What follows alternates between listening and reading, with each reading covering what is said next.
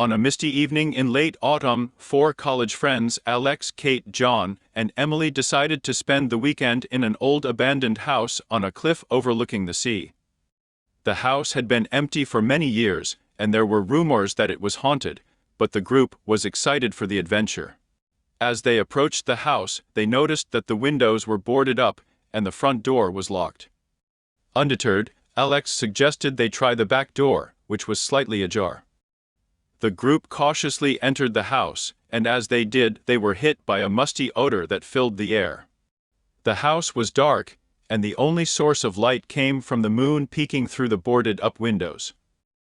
They began to explore the house, and as they did, strange noises started to emanate from the walls. The group tried to ignore them and continued their exploration. As they entered a room on the second floor, they noticed an old book lying on the table. Kate picked it up, and as she did, she heard a faint whisper, but she couldn't make out what it said. She quickly put the book down and tried to forget about the strange occurrence. Later that night, as they were getting ready to sleep, they heard footsteps coming from the hallway. They assumed it was one of them, but as they called out, they received no response.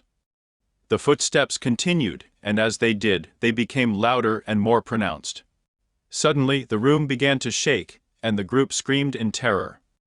They knew they had to get out of the house, but the front door was still locked and the back door was stuck.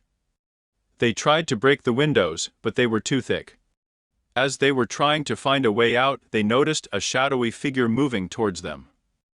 They tried to run, but the figure seemed to be closing in on them. It was then that they realized that they were not alone in the house.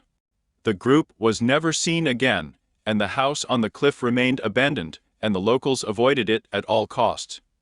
It was said that the house was cursed, and anyone who entered it would be haunted by the shadow figure.